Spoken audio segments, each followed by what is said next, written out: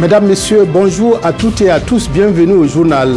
Visite de travail de 48 heures du président ghanéen Nana Akufo-Addo au Burkina, arrivé au pouvoir le 7 janvier dernier. Le chef de l'État du Ghana rencontre ses homologues pour relancer les relations bilatérales et évoquer des questions concernant la sous-région ouest-africaine. Nana Akufo-Addo, hôte du Burkina, 4 mois après avoir été investi comme président du Ghana, il a foulé le sol burkinabé ce matin pour une visite de travail de 48 heures. À son arrivée à Ouagadougou, le chef de l'État ghanéen a été accueilli par le président du Faso, Roch Marc Christian Kaboré. Ce séjour de Nana Akufo-Addo permettra aux deux pays de discuter de la relance de leur coopération bilatérale et de l'avenir d'organisations communes comme la CEDEAO. Urbain Sommet Abdelaziz Yagibou, reportage. Une visite pour raviver la flamme des relations d'amitié et de fraternité entre le Ghana et le Burkina. Porté au pouvoir le 7 décembre dernier et officiellement installé dans ses fonctions un mois plus tard, en présence du président du Faso, le chef de l'État ghanéen Nana Akufo-Addo nourrit l'ambition de voir de beaux jours se lever sur l'axe Accra-Ouagadougou. Une nouvelle ère qui s'ouvre avec cette première visite du successeur de John Dramani Mahama à Ouagadougou. Accueilli avec des honneurs protocolaires à la hauteur de son rang, Nana Akufo-Addo dit être venu prospecter avec son homologue burkinabé de nouvelles pistes pour dynamiser les liens entre le Burkina et le Ghana. I'm on the second leg of a tour of the ECOWAS countries. Suite aux élections qui se sont déroulées au Ghana, il y a eu un changement de gouvernement et j'ai estimé qu'il était nécessaire de faire le tour de la sous-région pour rendre visite à mes collègues et leurs peuples respectifs. En ce qui concerne le Burkina, nous allons revoir la coopération bilatérale qui date depuis belle lurette. Nous allons également discuter de l'avenir de la CEDEAO. Je vais profiter également de dire merci à son Excellence qui a honoré de sa présence mon investiture qui a eu lieu en janvier.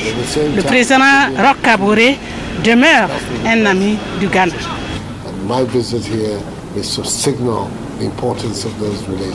Des propos qui annoncent un séjour de 48 heures en terre burkinabé, très chargé pour la délégation présidentielle ghanéenne.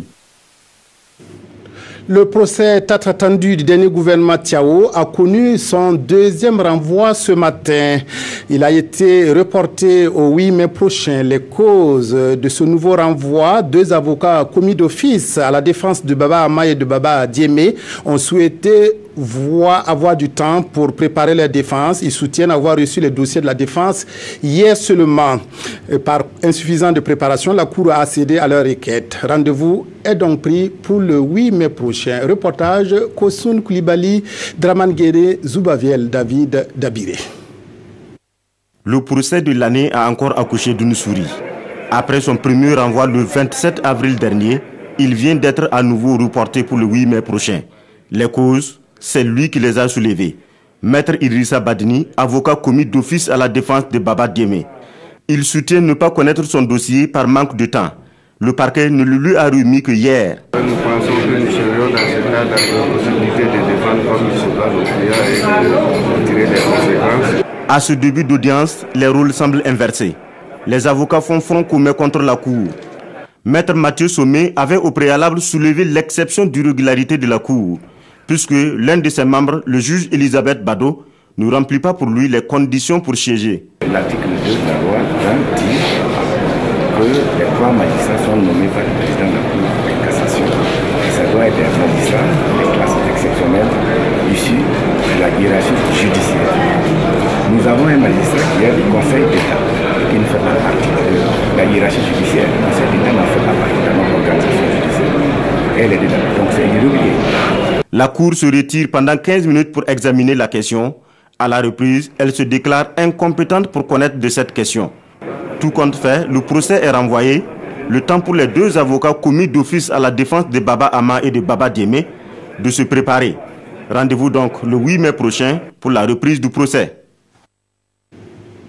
La 18e session du Conseil d'administration de l'Union africaine des télécommunications se tient depuis hier à Ouagadougou. Cette rencontre se penche sur le rapport d'activité de l'organisation, le rapport des comptes et élaborera le projet programme de travail et du budget de l'institution. L'UAT envisage dans ses perspectives l'élargissement de la bande passante partout en Afrique et la mise en place de la 5G. Reportage Yacouba Gamene, Ismaël Djiloma Sirima. Toute l'Afrique est réunie à Ouagadougou pour parler télécommunications. Pendant 72 heures, les membres du Conseil d'administration de l'Union africaine des télécommunications, UAT, vont présenter le rapport 2016 de l'Union. Il s'agit principalement des travaux d'élargissement de la bande passante dans tous les coins et recoins de l'Afrique. Ce sont des activités qui sont plus concentrées non seulement sur le renforcement des capacités de nos États membres, mais aussi sur le rayonnement de l'Afrique, comme on dit, au niveau international. Notre rôle, c'était de prendre les positions communes africaines, partir défendre nos intérêts dans toutes les réunions internationales. La question du budget, exercice 2017-2018 de l'Union africaine des télécommunications, est également à l'ordre du jour. Le premier budget, comme on dit, c'est un projet sur lequel les États membres doivent regarder, que ce soit les dépenses qu'ils vont faire, mais aussi les contributions. Mais rassurez-vous que les contributions sont fixées sur chaque 4 ans. Donc le budget, en fait, c'est juste une utilisation de ce que nous voulons faire, mais les contributions sont déjà fixées sur 4 ans. Concernant le programme d'activité de l'année en cours et de celle à venir, l'UAT veut mettre davantage l'accent sur la conciliation entre les technologies de l'information et de la communication et les programmes d'activité économique et sociale tels que la santé, l'éducation et l'emploi. L'ambassade de France au Burkina et l'Agence française de développement financent plusieurs associations dans les Balais. Il s'agit de l'association apicole Wensongda et l'association Voûte Nibienne. Cette dernière fait la promotion des constructions sans bois ni tôle. Pour encourager les deux associations et constater sur le terrain leurs conditions de vie, l'ambassadeur de France s'est rendu dans la région mardi dernier. Reportage Lamine Karantao, Siriki Miliogo, Kadouro Menki. L'ambassadeur de la France sur les traces de 2 projets financés par son pays. Ici, nous sommes sur le site de l'association apicole Wensongda. De la salle de conditionnement du miel à la salle de filtrage, en passant par la salle de traitement, tout est visité par l'hôte du jour. Autre site, même scénario. Nous sommes dans les locaux de l'association Voûte Nubienne, une association qui fait la promotion de la construction sans bois ni tôle. Construire un bâtiment qui est adapté à nos réalités, avec un confort thermique et avec une économie. Grâce à l'ambassade de France, vraiment nous avons eu un soutien qui nous a beaucoup aidé. Nous avons bénéficié d'une formation pour le refoulement des éléphants à partir de ruches kenyanes et ceci a vraiment montré ses résultats. Au terme de la visite, Xavier Lapère de Cabane a pu s'enquérir des conditions d'exécution de ces 2 projets. À Wensongda, ils m'ont demandé un petit peu de poursuivre l'aide que l'ambassade leur donne, mais je pense qu'on peut continuer jusqu'à ce qu'ils aient plus besoin de nous. J'espère que ça arrivera bientôt, parce que s'ils ont plus besoin de nous, ça veut dire que c'est un succès absolu. Et ici, le soutien qu'on me demande est plus, je dirais, d'ordre de communication, politique, etc., de faire connaître, d'aider à faire connaître la Voûte Nubienne auprès des autorités. L'unité de collecte et de production apicole de la province des Balais est créée en 2009 et compte aujourd'hui 287 membres. L'association Voûte Nubienne, elle, fait son petit bonhomme de chemin dans la construction de maisons écologiques depuis 1998. Faire face au risque d'inondation et assurer aux populations de la capitale des conditions de vie saines. Objectif de la campagne de curage de caniveaux lancée il y a bientôt un mois par la mairie de Ouagadougou. Après la pluie de mardi dernier, le constat est déjà amer. Il faut faire vite. L'opération lancée le 8 avril dernier peine à résoudre le problème selon le constat fait au service des eaux de l'assainissement de Ouagadougou. Vincent Tindrebeo. Aussitôt les premières pluies à Ouagadougou et les eaux débordantes des caniveaux plongent les populations dans l'inquiétude. Ici, au quartier d'Apoya, c'en est un véritable calvaire pour les habitants. quand il pleut comme cela, la voie est inondée, vous-même vous voyez déjà. Les caniveaux ne sont pas débouchés. Donc quand l'eau se remplit, ça se déverse dans nos ateliers. On n'arrive même pas souvent à travailler. Bon, certains sont venus, ils sont épurés. Mais bon, vous-même vous voyez qu'il n'y a même pas de dalles même. Certains sont partis avec les dalles. Et quand il pleut, c'est pas bon. Ils ont épuré ou bien ils n'ont même pas épuré, on ne comprend pas. Pour prévenir les risques d'inondation, la commune de Ouagadougou a lancé depuis avril une campagne de curage des caniveaux. Ici, des ouvriers en activité. Mais une fois les caniveaux curés, les ordures sont laissées sur place. Une certaine quantité de ces produits de curage demeure quelques jours aux abords des voies sans être ramassés, et ça c'est imputable vraiment à la modicité de nos moyens au niveau de la ville de Ouagadougou. Nous ne disposons pas d'assez de camions pour procéder au ramassage, donc c'est ça qui fait que vraiment on rencontre vraiment ces désagréments. Le fait par exemple que ces produits de curage demeurent aux abords des voies plusieurs jours sans être ramassés. Pendant que des éléments sont en train de curer, on doit évacuer en même temps ces produits de curage pour ne pas déplacer en fait le problème. Parce que si on cure, on dépose que ce n'est pas ramassé, avec une pluie, ça dit que ces mêmes produits de curage se retrouvent encore dans les caniveaux. Et ça devient un travail vraiment, si je peux dire, inutile. En attendant, les ouvriers poursuivent l'opération de curage, avec le risque de voir ces ordures retourner dans les caniveaux. L'Organisation ouest-africaine de la santé, OAS, forme des participants de la région sur la nutrition. Cette rencontre de haut niveau rassemble les acteurs de la nutrition des pays membres de la CEDEAO et devrait permettre de partager les résultats de la recherche en nutrition et préparer une feuille de route en la matière. Issa Kafando, Kadi Sanogo, précision. L'analyse de la situation nutritionnelle dans la zone CEDEAO met en évidence plusieurs problèmes de nutrition. C'est fort de ce constat que l'Organisation ouest-africaine de la santé et ses partenaires ont initié cet atelier régional de haut niveau sur la nutrition. Une rencontre qui réunit les spécialistes de la nutrition des pays membres de l'espace CEDEAO. Elle vise à partager les résultats de l'évaluation des capacités de formation et de recherche en nutrition et à préparer une feuille de route en vue d'améliorer la formation. Il y a beaucoup de malnutris dans notre sous-région, qu'environ 1 million d'enfants souffrent de la malnutrition au Burkina Faso. C'est encore pire ailleurs.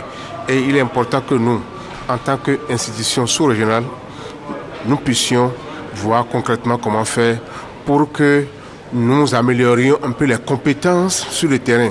Au Burkina Faso, la situation nutritionnelle n'est guère reluisante. La situation actuelle, la nutrition au Burkina est très alarmante. À l'instar des autres pays de la sous-région, nous avons des chiffres, bien sûr, en deçà de nos attentes. C'est pour cela d'ailleurs que cet atelier est le bienvenu et qui va permettre d'harmoniser les offres de formation en Afrique de l'Ouest. Cet atelier a bénéficié du soutien financier de la Banque africaine de développement BAD. Au sortir de cette rencontre, une feuille de route sera dégagée par les participants pour accélérer les progrès dans la réduction de la malnutrition dans l'espace CEDEAO. La présidentielle française avec le débat Macron-Le Pen et la prochaine rencontre du gouvernement secteur privé à Bourg-de-Lasso sont autant de sujets commentés dans les quotidiens. Les journaux reviennent également sur le panel sur la sécurité à l'occasion de la journée internationale de la liberté de la presse. La revue de presse est signée Vincent Tiendré-Béogo. Les défis sécuritaires au Faso, objet de débat à l'occasion de la Journée internationale de liberté de presse. Le pays rend compte de ce panel à sa une. Dans une communication, Rassemblement Ouedraogo de Free Afrique parle de désorganisation et de crise de commandement au sein des FDS, pendant que la Ouedraogo monte en puissance et exerce des violences contre des citoyens. Et selon lui, les FDS devraient se redéployer sur le territoire, notamment au nord, où des trafiquants de tout genre font de bonnes affaires. 700 millions de dollars de gains par an. Il faut relativiser, rétorque Guy Herveillé de la gendarmerie nationale. Pour lui, la menace terroriste ne concerne pas seulement le nord, et même que la capitale est la cible des terroristes. Et les FDS ont besoin des citoyens en renfort pour une meilleure sécurité, selon le Pandore. Citoyens commentent le climat des affaires au Faso en prélude de la rencontre gouvernement-secteur privé prévue semaine prochaine. Selon le journal, les opérateurs économiques souffrent encore des pillages du temps de l'insurrection populaire. 106 entreprises privées touchées, 7300 emplois compromis et plus de 40 milliards de francs perdus. Et l'actualité du monde des affaires, c'est aussi l'affaire Inoussa Kananzoué, poursuivie par la justice. Toute chose qui rend le climat délétère, selon le journal, au moment où le gouvernement cherche à mobiliser des ressources internes pour le PNDS. Alors, il faudra apaiser le climat des affaires. Présidentielle française, duel cathodique pour un fauteuil, titre l'Observateur Palga à propos du face-à-face télévisé entre Marine Le Pen et Emmanuel Macron hier soir. On s'est attardé sur tout, sauf l'Afrique. De toute façon, continent du passé ou du futur, ce n'est pas l'Afrique qui fera gagner ou perdre une élection chez les Gaulois. Et c'est Macron, sauf cataclysme, qui l'emporte, prédit l'Obs, mais ce ne sera pas dans des proportions soviétiques. Du journal, merci de votre aimable attention. Excellent après-midi en compagnie de la RTB.